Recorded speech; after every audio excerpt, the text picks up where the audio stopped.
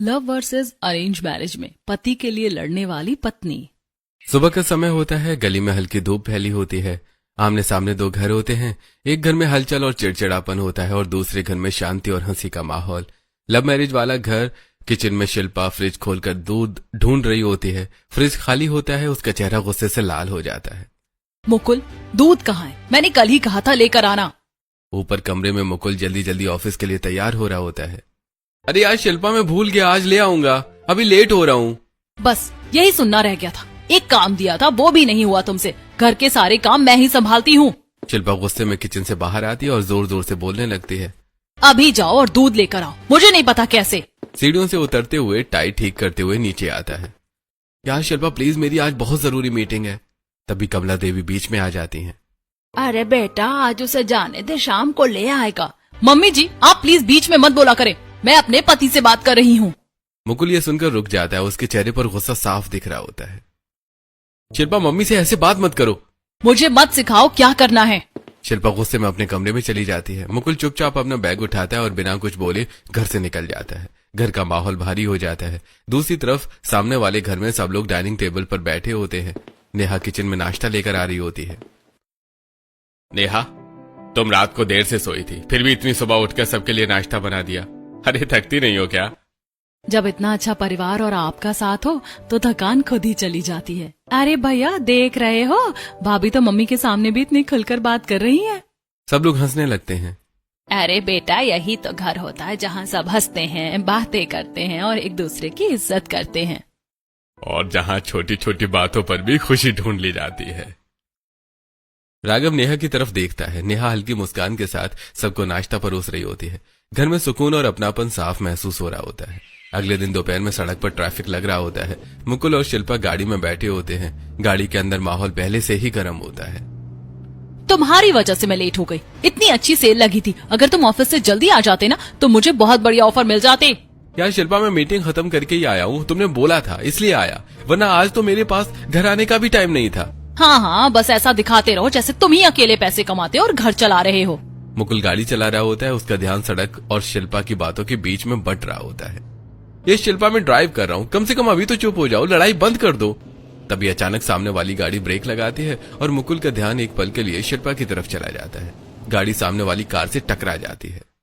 देख लिया, कर दिया ना कांड। एक काम ढंग से नहीं होता तुमसे, गाड़ी चलाते हुए भी फोकस नहीं है तुम्हारा। अरे जब तुम हर वक्त चिक चिक करती रहोगी तो मेरा फोकस कहाँ से बनेगा? तभी सामने वाली गाड़ी से कुछ लड़के उतरते हैं और मुकुल की गाड़ी के पास आकर शीशे पर जोर जोर से नॉक करने लगते हैं। ओए बाहर आ! मुकुल घबराकर शीशा नीचे करता है। भैया, आई एम सॉरी, गलती से ध्यान नहीं रहा, जो भी नुकसान हुआ है मैं पैसे दे देता हूँ, यही बात खत्म कर लेते हैं। दो लड़के गुस्से में गाड़ी का दरवाजा खोलते हैं और मुकुल का कॉलर पकड़कर उसे बाहर खींच लेते हैं। गाड़ी का दरवाजा जोर से बंद हो जाता है। अंदर शिल्पा बैठी होती है, लेकिन वो बिना किसी घबराहट के अपना फोन निकालकर स्क्रॉल करने लगती है। बाहर मुकुल 4-5 लड़कों के बीच घिर जाता है। गाड़ी चलानी नहीं आती तो सड़क पर क्यों निकलते हो? अरे पैसे निकाल वरना अभी यहीं सिखाते हैं तुझे। मुकुल डर जाता है, हाथ जोड़ लेता है। भैया प्लीज पैसे ले लो, बात यहीं खत्म कर दो। वो लोग उससे पैसे ले लेते हैं, गालियां देते हैं और जाते जाते उसे धक्का मारकर छोड़ देते हैं। मुकुल का चेहरा उतर जाता है, आंखों में डर और बेइज्जती साफ दिख रही होती है। मुकुल धीरे धीरे गाड़ी में वापस आकर बैठता है। अंदर शिल्पा अब भी फोन चला रही होती है, जैसे कुछ हुआ ही ना हो। मेरी इतनी लड़ाई हो रही थी, वैसे तो तुम 24 घंटे मुझसे लड़ती रहती हो, लेकिन जब 4 लोग मुझे मारने वाले थे तब तुमने मेरे लिए जरा भी स्टैंड नहीं लिया। इसमें गलती मेरी थोड़ी है, गलती तुम्हारी है, तुमने ही गलत गाड़ी चलाई थी। मुकुल चुप हो जाता है, उसका दिल अंदर से टूट चुका होता है। बंदा अपनी जान से भी गया और इसने सारी गलती मुझ पर ही डाल दी। गाड़ी फिर से चल पड़ती है। अगली सुबह गली के बाहर राघव अपनी बाइक निकालकर खड़ा होता है। वो घड़ी देखता है और हल्का सा मुस्कुराते हुए आवाज लगाता है। अरे नेहा, जल्दी आओ ना, नहीं तो लेट हो जाएंगे। अंदर से नेहा जल्दी जल्दी आती है। वो थोड़ा हड़बड़ी में होती है और बाइक पर बैठने ही वाली होती है कि पास खड़ी कुछ औरतें उन्हें देखकर आपस में बातें करने लगती हैं। अरे देखो तो, कहाँ ये 30 साल की लड़की और कहाँ इसे इतना बड़ा आदमी मिल गया, इसके तो बाल भी सफेद होने लगे हैं। मुझे तो सबसे बड़ी गलती इसके माँ बाप की लगती है। आंखें बनती क्या उनकी, दिखा नहीं लड़का कितनी उम्र का है। ये बातें सुनते ही नेहा का चेहरा सख्त हो जाता है। वो तुरंत बाइक से उतरती है और सीधा उन औरतों के पास चली जाती है। आंटी वो मेरे पति हैं और आपको मेरी जिंदगी में दखल देने का हक किसने दिया? औरतें एक दूसरे का चेहरा देखने लगती हैं। क्या मैं आपके घर आकर देखती हूँ कि आपकी बहू और बेटे क्या कर रहे हैं? उनमें कितना एज डिफरेंस है या वो कैसे घर चला रहे हैं? 40 के हों या 50 के हों, वो मेरे पति हैं और जब मुझे उनसे कोई दिक्कत नहीं है तो आपको क्यों हो रही है? नेहा की बात सुनकर सभी औरतों के मुंह बंद हो जाते हैं और वो नजरें चुराने लगती हैं। देखा इसकी जुबान कैसे पटर पटर चलती है। नेहा बिना कुछ और बोले वापस आती है, राघव के पीछे बाइक पर बैठती है। राघव उसकी तरफ देखता है और उसकी आंखों में गर्व साफ दिख रहा होता है। दोनों वहां से निकल जाते हैं। अगले दिन दोपहर में शिल्पा के घर के बाहर गार्डन में कुछ औरतें बैठी होती हैं। सबके बीच हंसी मजाक चल रहा होता है। तभी मुकुल घर के अंदर से घबराया हुआ बाहर आता है। यार शिल्पा, मेरा वॉलेट और शर्ट नहीं मिल रही है और जो फाइल मैंने टेबल पर रखी थी वो कहाँ है? शिल्पा औरतों के सामने ही उसे घूर कर देखती है और जोर से बोलती है, क्या है तुम्हारा हर वक्त का ड्रामा? 2 साल के बच्चे हो क्या जो तुम्हें कुछ मिलता ही नहीं है? आंखें हैं या बटन? जाकर खुद ढूंढ लो। मैंने सब जगह देख लिया है, तुम एक बार देख लो ना, मुझे ऑफिस के लिए लेट हो रहा है। हाँ, तुम्हारा तो आईएएस का इंटरव्यू है ना जो इतना लेट हो रहा है। हर वक्त तुम्हें लेट ही होता रहता है। मैं तुम्हारी नौकरानी नहीं हूँ जो हर दिन तुम्हारे पीछे घूमती रहूं। अरे यार, इतनी बहस क्यों करती हो? एक बार दे दो ना। जाओ यहाँ से, मैं नहीं ढूंढ रही। दिख नहीं रहा, मैं अभी बात कर रही हूँ। निकलो यहाँ से। मुकुल चुप हो जाता है। उसके चेहरे पर शर्म और दुख साफ दिख रहा होता है। वहीं और बैठे को देखने लगते हैं। माहौल अचानक अजीब सा हो जाता है। चल शिल्पा, हम भी चलते हैं। हमें भी अपने पतियों के लिए खाना बनाना है। सभी औरतें वहां से उठकर चली जाती हैं। शिल्पा के घर के बाहर गेट पर वही औरतें खड़ी होती हैं जिनके चेहरे पर हल्की मुस्कान होती है। एक तरफ वो नेहा है जो अपने पति के खिलाफ एक गलत शब्द भी सुनने को तैयार नहीं होती है, और दूसरी तरफ ये शिल्पा जो हर वक्त अपने ही पति से लड़ती रहती है। बेचारा मुकुल कितना भोला है। और देखो ना, इसका पति तो कितना सुंदर और अच्छा है और नेहा का पति उतना स्मार्ट भी नहीं है, फिर भी नेहा उसके लिए जान देने को तैयार रहती है। सब औरतें एक दूसरे को देखती हैं और धीरे धीरे वहां से चली जाती हैं। शाम को ड्राइंग रूम में कमला देवी, मोहन जी, प्रियंका और मुकुल बैठे होते हैं। माहौल थोड़ा अजीब होता है, गंभीर होता है। वो सामने वाली नेहा है ना, अरेंज मैरिज करके आई है। उसका पति उससे 10 साल बड़ा है, लेकिन उसे अपने पति की इतनी कदर है कि अगर कोई उसके खिलाफ एक शब्द भी बोल दे तो वो उससे लड़ने को तैयार हो जाती है। कमला देवी की नजर शिल्पा पर जाती है जो सोफे पर बैठी होती है। शिल्पा उनकी बात को अनसुना करती है। और यहाँ उल्टा है, तू हर वक्त मेरे बेटे से ही लड़ती रहती है। मेरा बेटा इतना भोला है और इतना समझदार है, तेरी हर बात मानता है, लेकिन इसका मतलब ये नहीं कि तू हर समय उससे लड़कर उसका दिमाग खराब करती रहे। शिल्पा ये सुनकर तिलमिला जाती है। आपका बेटा कौन सा भला है? वो भी मुझे हर वक्त परेशान करता रहता है। इतना कहकर शिल्पा गुस्से में वहां से उठकर चली जाती है। कमरे में सन्नाटा छा जाता है। मैंने पहले ही कहा था, लव मैरिज मत कर, अरेंज मैरिज कर ले। प्रियंका ये सब चुपचाप देख रही होती है। उसके चेहरे पर अपने भाई के लिए चिंता साफ दिख रही होती है।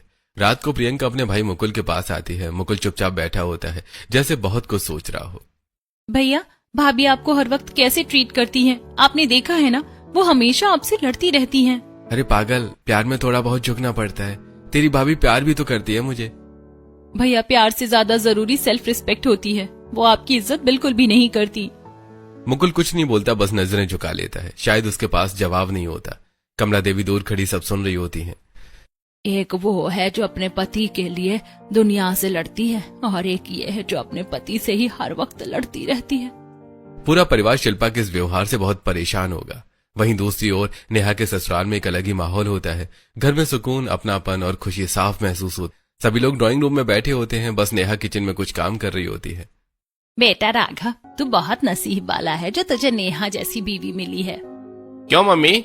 आज के जमाने में लड़कियां अपने पति के लिए लंबी लंबी लिस्ट बनाकर रखती हैं। हैंडसम होना चाहिए, अमीर होना चाहिए और पता नहीं क्या क्या। लेकिन नेहा ने तुझे वैसे ही अपनाया है जैसा तू है और तेरे लिए हर किसी से लड़ जाती है। प्रीतम जी भी सहमति से सिर हिलाते हैं। हाँ बेटा, वो तो बात को बढ़ाने ही नहीं देती, सामने वाले का मुंह वहीं बंद कर देती है। परसों मैंने खुद देखा, जब तुम दोनों शॉपिंग पर जा रहे थे, कुछ औरतें बेवजह बातें कर रही थी। हाँ, लेकिन नेहा ने तुरंत जाकर उनका जवाब दे दिया। सच में भैया, आप बहुत ज्यादा लकी हो। राघव हल्का सा मुस्कुराता है। उसकी आंखों में संतोष साफ झलक रहा होता है। हाँ, नेहा है तो बहुत अच्छी, मेरा बहुत ध्यान रखती है। प्रीतम जी उठते हैं और राघव के सिर पर हाथ रखकर आशीर्वाद देते हैं। बेटा, तेरी और नेहा की जोड़ी हमेशा ऐसे ही बनी रहे, खुश रहो तुम दोनों।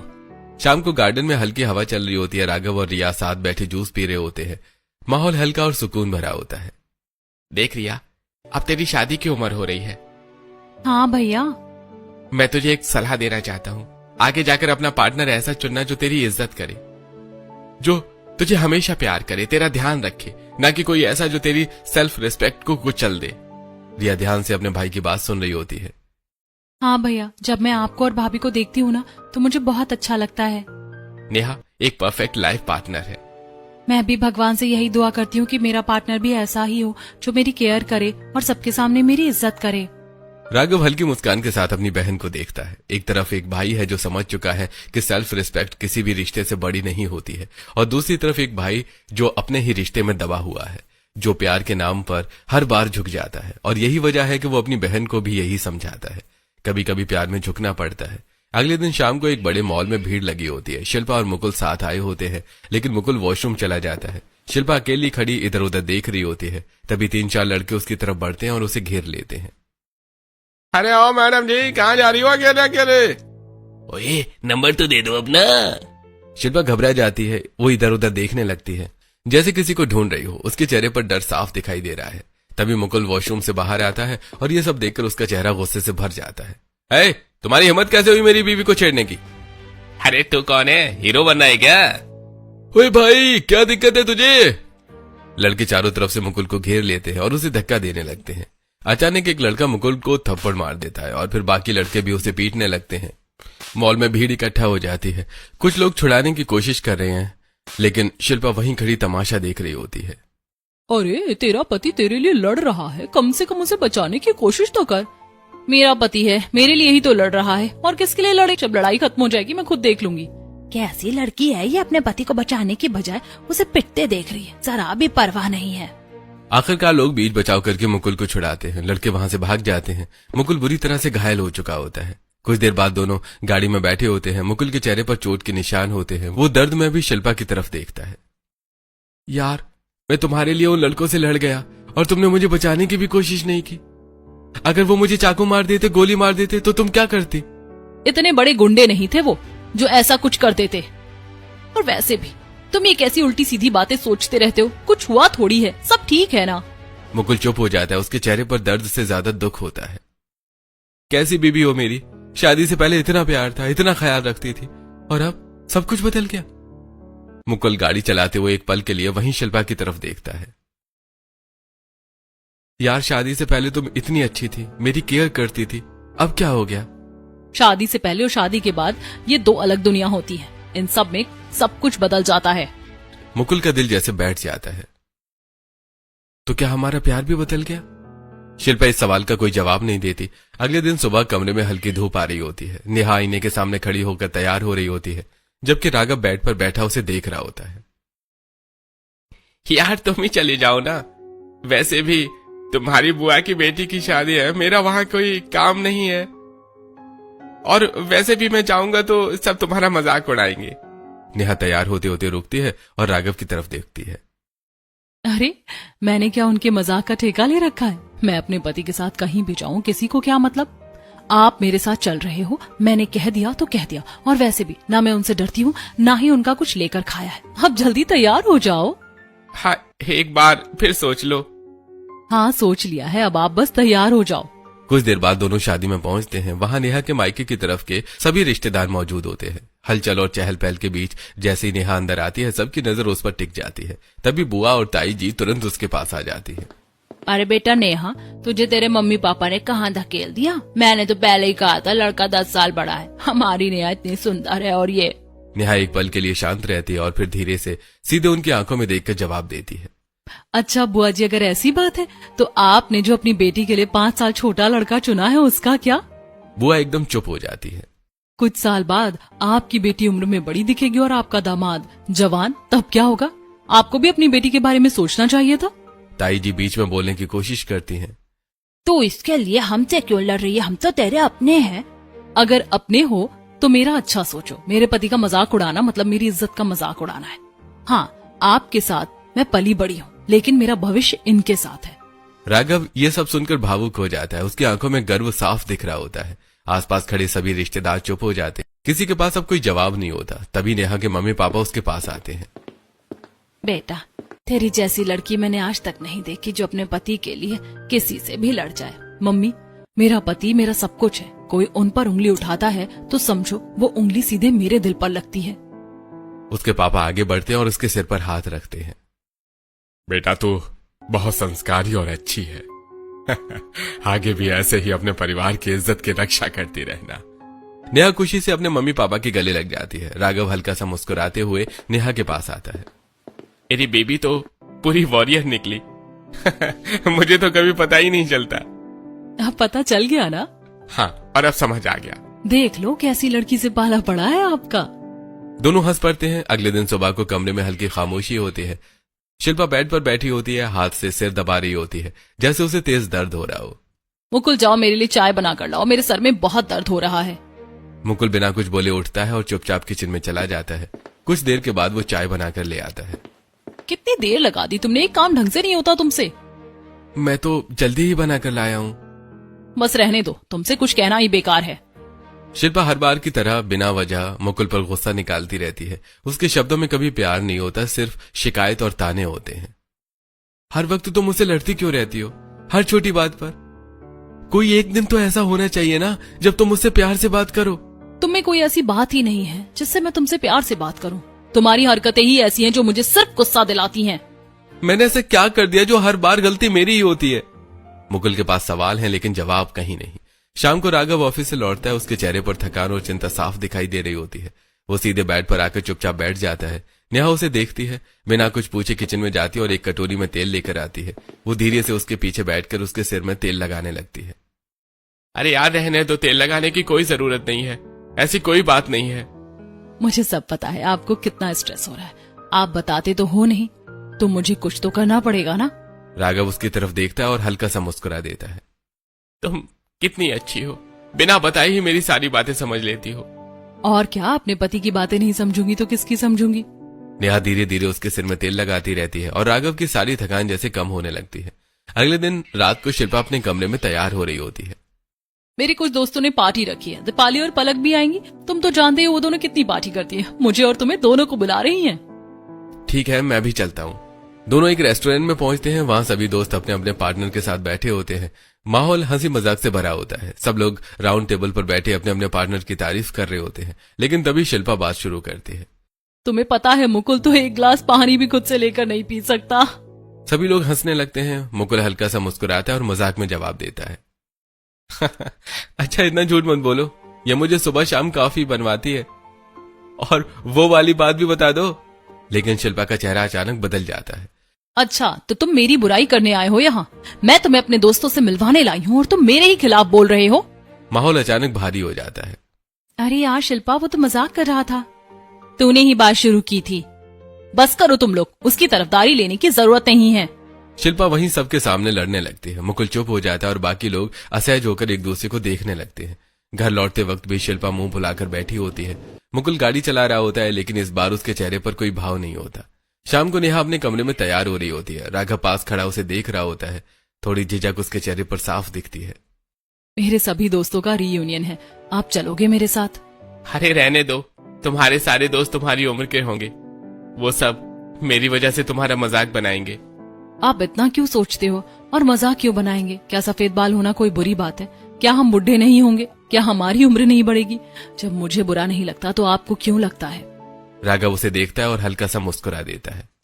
ठीक है चलो, वरना मुझे पता है तुम मुझे मना ही लोगी। दोनों एक कैफे में पहुंचते हैं। वहां नेहा के दोस्त पहले से बैठे होते हैं। हंसी मजाक चल रहा होता है लेकिन जैसे ही राघव अंदर आता है कुछ लोग ताने मारने लगते हैं। अरे नेहा, तू तो कॉलेज टाइम पर कितनी ग्लैमरस थी, तूने ये क्या कर लिया अपने साथ? इस अंकल से शादी कर ली? राघव थोड़ा असहज हो जाता है। अरे यार हाँ, इससे अच्छा तो मैं ही था। मैंने कितना ट्राई किया था तुम पर। आज हमारी शादी होती तो एक परफेक्ट जोड़ी होती। नेहा का चेहरा एकदम सख्त हो जाता है। ए शट अप। पूरा कैफे एक पल के लिए शांत हो जाता है। ये कॉलेज की बातें हैं, कॉलेज तक ही रखो। अब तुम्हारा और मेरा कोई लेना देना नहीं है। वहीं दूसरी दोस्त की तरफ मुड़ती है। और दिव्या, सो सैड, तेरा पति भी तो गंजा है ना? वो हेयर ट्रांसप्लांट करवा रहा है। कोई बात नहीं, लेकिन मेरा पति मुझे नेचुरली पसंद है, चाहे उसके सफेद बाल हो या उसकी उम्र ज्यादा हो। सबकी बोलती बंद हो जाती है, कोई कुछ नहीं कह पाता। राघव नेहा की तरफ देखता है, उसकी आंखों में गर्व और प्यार साफ दिख रहा होता है। वहीं दूसरी ओर शिल्पा के घर का माहौल बिल्कुल अलग होता है। सास ससुर कभी कभी उसे समझाते हैं, रोकते हैं, टोकते हैं। बेटा थोड़ा मुकुल का ध्यान रखा कर, हर वक्त उससे लड़ती रहती है। लेकिन ये बातें शिल्पा को चुभने लगती हैं। वो धीरे धीरे अंदर ही अंदर चिड़चिड़ी और परेशान रहने लगती है। एक दिन सभी लोग ड्राइंग रूम में बैठे होते हैं, माहौल सामान्य होता है। तभी अचानक शिल्पा गुस्से में बोल पड़ती है। आप सब लोग यहाँ से चले जाइए, आपने मुझे परेशान कर रखा है। सब एकदम चौंक जाते हैं। ये कैसी बात कर रही हो? ये मेरे मम्मी पापा हैं, कहाँ जाएंगे ये लोग? कहीं भी जाए मुझे कोई लेना देना नहीं है। भाभी ये कैसी बात है? अगर आप अपने बेटे को खुश देखना चाहते हैं और चाहते हैं कि मैं उससे लड़ाई ना करूं, तो आप लोग यहाँ से चले जाइए। कमला देवी और मोहन जी की आंखों में आंसू आ जाते हैं। हम कहाँ जाएंगे बेटा, ये घर हमने अपनी जमा पूंजी से बनाया है। मुझे नहीं पता, अपने बेटे की खुशी के लिए बस यहाँ से चले जाओ। मुझे अपनी लाइफ में थोड़ा स्पेस चाहिए। आप लोगों के साथ रहते रहते मेरा दम घुटता है। पूरे घर में सन्नाटा छा जाता है। मुकुल अपनी जगह पर खड़ा रह जाता है, माँ बाप की आंखों में आंसू। अगली सुबह घर के अंदर एक अजीब सी खामोशी होती है। मुकुल के मम्मी पापा और प्रियंका अपने अपने बैग लेकर तैयार खड़े होते हैं। उनकी आंखों में दर्द और बेबसी साफ दिख रही होती है। मम्मी पापा, आप लोग कहाँ जा रहे हैं? प्लीज रुक जाओ, मैं समझा लूंगा शिल्पा को। बेटा रहने दे, वो किसी की नहीं सुनने वाली। और वैसे भी आजकल की लड़कियां ऐसी ही हो गई हैं, जिन्हें सास ससुर से दिक्कत होती है। भैया अब यहाँ रुकना मुश्किल है। मुकुल बार बार उन्हें रोकने की कोशिश करता है, लेकिन वो नहीं रोकते। धीरे धीरे तीनों घर से बाहर निकल जाते हैं। कुछ देर के बाद वो छोटी सी धर्मशाला में जाकर ठहर जाते हैं। उनके चेहरे पर अपनों से दूर होने का दर्द साफ दिखाई देता है। वहीं दूसरी तरफ शिल्पा के मायके में भी माहौल खराब हो चुका होता है। उनकी भाभी गुस्से में खड़ी होती है और सामने शिल्पा के मम्मी पापा खड़े होते हैं। आप लोग इस घर से चले जाओ, आपने मुझे बहुत परेशान कर रखा है।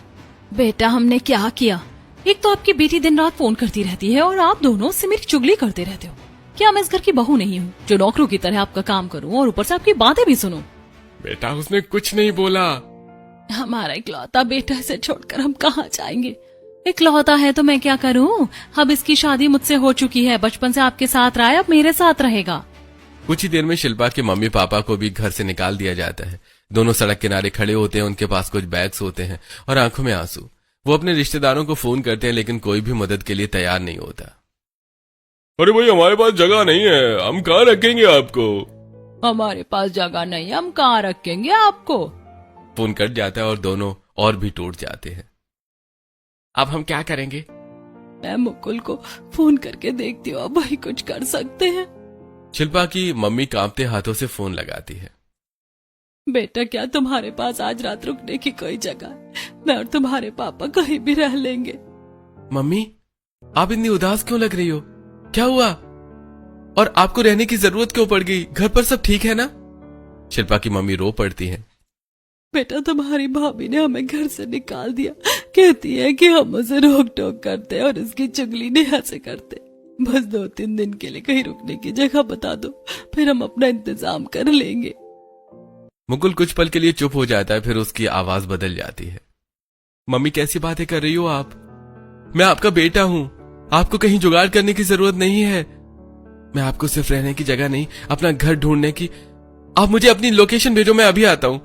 थोड़ी देर बाद मुकुल अपनी गाड़ी लेकर वहां पहुंचता है। वो अपनी सास ससुर को सड़क पर खड़ा देखकर अंदर से टूट जाता है। वो तुरंत उनके पास जाता है। मम्मी पापा आइए। वो उनका सामान उठाता है और दोनों को गाड़ी में बिठाता है। शाम को मुकुल अपनी गाड़ी एक अपार्टमेंट के सामने रोकता है। शिल्पा के मम्मी पापा हैरानी से चारों तरफ देख रहे हो। मुकुल मुस्कुराते हुए उनकी तरफ बढ़ता है और शिल्पा की मम्मी के हाथ में चाबी रख देता है। बेटा ये घर किसका है? मम्मी ये घर मैंने कुछ समय पहले ही अपने नाम कराया था। अब आप लोग इसमें आराम से रह सकते हो। दोनों की आंखों में आंसू आ जाते हैं। बेटा तूने तो हमें बहुत सहारा दे दिया। मुकुल हल्की उदासी के साथ आगे बोलता है। मेरे मम्मी पापा और बहन अभी धर्मशाला में रह रहे हैं, लेकिन आप लोग यहाँ आराम से रहो। मैं कुछ दिनों में उनके लिए भी घर खरीद लूंगा। क्या तेरे मम्मी पापा धर्मशाला में क्यों रह रहे हैं? मम्मी शिल्पा ने उन्हें घर से निकाल दिया। कह रही थी कि उसे प्राइवेसी चाहिए और हम लोग उसे रोक टोक करते हैं। शिल्पा के माता पिता एक दूसरे को देखते हैं। उन्हें अपनी बेटी पर शर्म आने लगती है। पापा मम्मी अब मैं चलता हूँ, मुझे ऑफिस की मीटिंग के लिए जाना है। अगर कोई भी दिक्कत हो तो मुझे फोन कर देना। मुकुल वहां से चला जाता है और पीछे रह जाते हैं दो टूटे हुए दिल। अंदर बैठकर दोनों बातें कर रहे होते हैं। शिल्पा ने तो हमारी नाक कटवा दी, उसकी भाभी और वो दोनों एक जैसी निकली। हाँ, कोई फर्क ही नहीं रह गया है दोनों में। अचानक शिल्पा की मम्मी गुस्से में फोन उठाती हैं।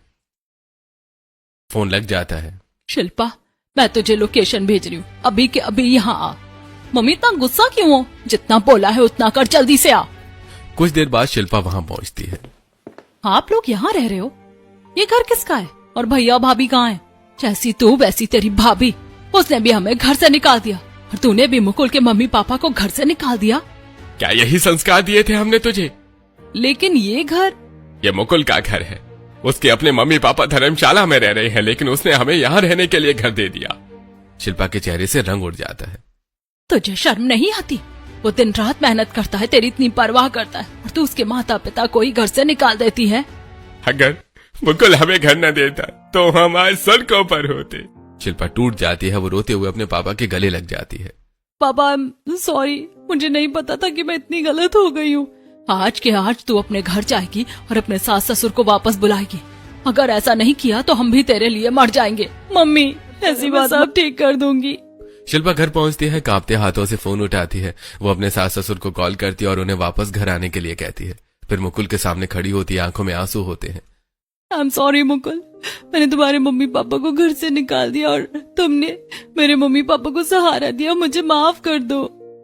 कोई बात नहीं, मैं तुम्हें एक और मौका देता हूँ, लेकिन तुम्हें भी हमारे रिश्ते को दूसरा मौका देना होगा और वापस से सब कुछ सही करना होगा।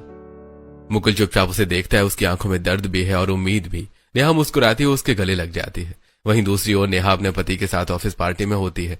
वहां कुछ लोग फिर से राघव का मजाक बनाने लगते हैं। अरे यार राघव, तेरी वाइफ कितनी यंग है, तूने कैसे शादी कर ली? वही इसका नंबर मुझे दे देता। नेहा का चेहरा सख्त हो जाता है।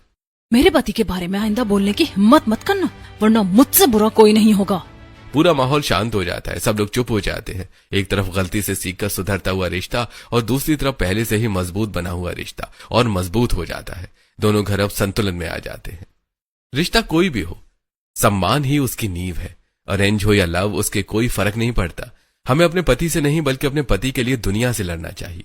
आपकी क्या राय है इस पर कमेंट में जरूर बताइएगा, और हमारे साथ जुड़े रहने के लिए लाइक और सब्सक्राइब जरूर करें। हमें अपना कीमती समय देने के लिए आपका बहुत बहुत धन्यवाद।